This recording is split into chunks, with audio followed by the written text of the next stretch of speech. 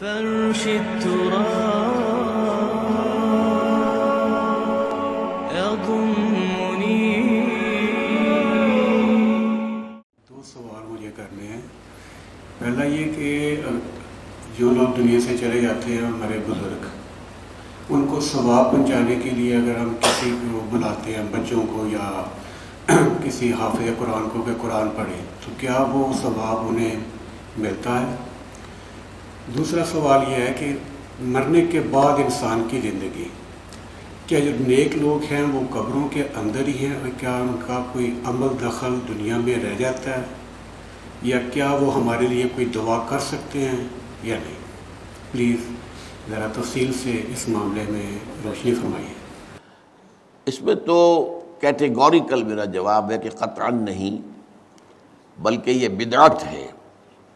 یعنی یہ بجائے آپ کو کوئی ثواب دلانے کے الٹا جو ہے آپ پر گرفت ہو جائے گی. ایسی کوئی چیز صحابہ سے ثابت نہیں ہے، اور ہمارا دین وہی ہے، ما انا علیہ واصحابی. رسول نے فرمایا جس چیز پر میرا عمل ہے اور میرے صحابہ کا ہے، دین تو اصل میں وہی ہے.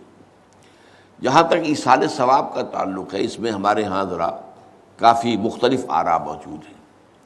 مجھے اس رائے سے اتفاق ہے کہ مالی اگر کوئی عبادت ہے، اس کا ثواب آپ اپنے کسی فوت شدہ بزرگ کو منتقل کر سکتے ہیں. مطلب آپ نے کسی بیوہ کی کوئی مدد کی ہے، کسی یتیم کی کوئی مدد کی ہے، کسی دینی کام میں پیسہ لگایا ہے، کوئی صدقہ جاریہ شروع کیا ہے خدمت خلق کے لیے وغیرہ وغیرہ، تو اس کی تو جو ہے اس کے ثواب کو منتقل کیا جا سکتا ہے کہ اللہ اس کا ثواب میرے والد یا میری والدہ کے روح کو پہنچا دے. جسمانی نہیں. آپ نماز پڑھ کے کہیں اس کا ثواب، یا روزہ رکھ کر کہیں کہ اس کا ثواب، یا یہ کہ آپ قرآن پڑھ کر کہیں، یہ آپ ہی کو ثواب ہوگا. آپ خود پڑھیں گے آپ کو ثواب ہوگا. البتہ ایسے تمام افعال کے بعد جب آپ اللہ سے دعا کریں گے، یہ نہیں کہیں گے کہ میرے اس فعل کا ثواب منتقل کر دے، اے اللہ میرے والدین کی مغفرت فرما. تو یہ کوئی نیک کام کرنے کے بعد جو ہے اس دعا کی تاثیر جو ہے وہ بڑھ جاتی ہے. بس اس پہلو میں انڈائریکٹلی اس کا ایک تعلق بن جائے گا. ورنہ یہ کہ وہ اس طریقے سے بچوں کو بلانا اور پڑھانا اور یہ جو ہے سوئم میں کرنا اور قرآن خوانی کی محفلیں، یہ سب بدعات ہیں، اور یہ در حقیقت دین میں اضافے ہیں، اور ان کی کوئی حقیقت نہیں ہے. دیکھیے، انسانی زندگی کے یہ 3 دور ہیں. حیات دنیاوی، جو ہماری پیدائش سے شروع ہو کر اور ہماری موت پر ختم ہو جائے.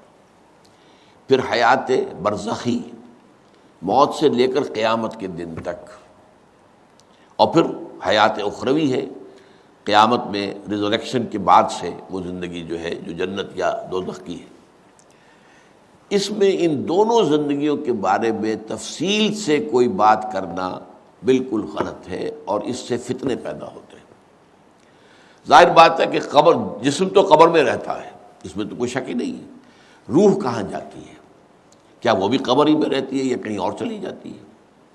قرآن مجید میں سجین اور اعلیٰ علیین کا ذکر موجود ہے، لیکن یہ تمام چیزیں متشابہات میں سے ہیں. یہ تمام چیزیں قرآن مجید میں سورہ آل عمران کے شروع میں بیان کیا گیا ہے کہ ہم نے یہ کتاب اتاری ہے. اس میں کچھ آیات محکمات ہیں، کچھ متشابہات ہیں. وہ متشابہات کا ایگزیکٹ مفہوم جاننا اس وقت ہمارے لیے ممکن نہیں ہے. یہ تو جب اس عالم میں ہم پہنچیں گے تو معلوم ہوگا کہ ہاں یہ بات تھی کہ جو قرآن مجید میں اس طور سے کہی گئی تھی. لیکن یہ کہ اس وقت جو ہے جتنا کچھ ہمیں حدیث صحیح میں مل جائے یا قرآن میں مل جائے، اس عالم برزخ میں بھی یہ تو ہوتا ہے کہ جو نیک لوگ ہیں انہیں کچھ نہ کچھ جو ہے اثرات اچھے ان پر پڑتے رہتے ہیں، ان کی ارواح پر کہہ لیجئے، اور کچھ جو برے ہیں ان کے اوپر جو آخری انجام ہونا ہے اس کی کچھ ریفلیکشن ہوتی رہتی ہے. جس کو حدیث میں کہا گیا ہے کہ ہر قبر جو ہے وہ یا تو جنت کے باغیچوں میں سے ایک باغیچہ ہے یا دوزخ کے گڑھوں میں سے ایک گڑھا ہے. یا کہیں کہہ دیا جاتا ہے کہ کھڑکی کھول دی جاتی ہے اس میں، یا جنت کی طرف سے ٹھنڈی ہوائیں آئیں، خوشبوئیں آئیں، اور یا دوزخ کی طرف سے کہ آگ کی لپٹ آئے. دوزخ میں داخل ہوں گے قیامت کے بعد ہی، اور جنت میں داخل ہوں گے قیامت کے بعد ہی، لیکن اس کے کچھ آثار پڑنے شروع ہو جاتے ہیں. وہ جس کو انگریزی میں آپ کہتے ہیں coming events cast their shadows before. بعد میں آنے والے واقعات جو ہیں ان کے کچھ سائے جو ہیں پہلے سے آنے شروع ہو جاتے ہیں. تو اسی طرح سمجھیے کہ جو کچھ آخرت میں کسی انسان کے ساتھ ہونا ہے اس کا ایک عکس جو ہے وہ عالم برزخ میں شروع ہو جاتا ہے۔ اسی لیے قرآن مجید میں یہ بھی آیا ہے کہ یہ جو آل فرعون تھے یہ صبح و شام جہنم پر پیش کیے جاتے ہیں، اور قیامت کے دن پھر کہہ دیا جائے گا ادخلوا آل فرعون النار، ان کو داخل کر دو آگ کے اندر۔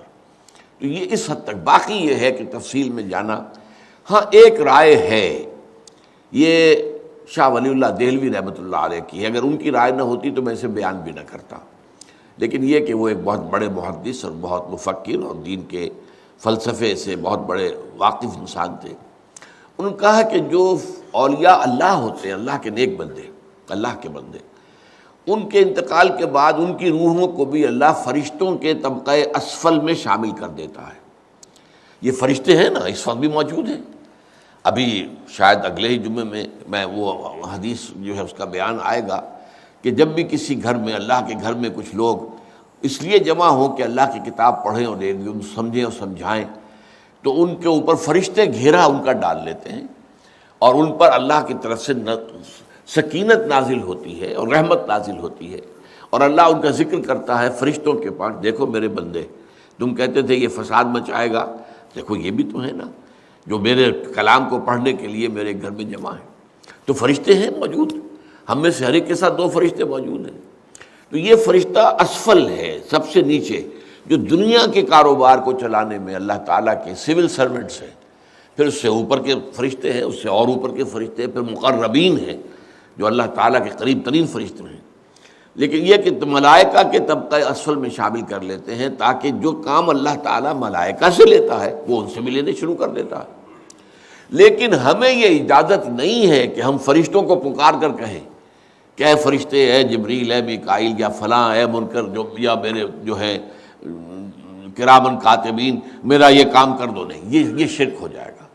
اسی طرح ہو سکتا ہے کہ انبیاء کی ارواح جو ہے وہ بھی اللہ تعالیٰ نے شامل کی ہوئی اس لشکر کے اندر، وہ کام کر رہے ہوں اور وہ اللہ تعالیٰ کے حکم سے مختلف معاملات جو ایگزیکیوٹ کرتے ہوں، لیکن ہم کسی کو پکار نہیں سکتے۔ بس یہ اگر آ گیا میدان تو یہ پھر جو ہے شرک شروع ہو جائے گا۔ هي الحلقات تحفظني بآيات من القرآن، هي الحلقات تملأني بحب المصطفى العدنان.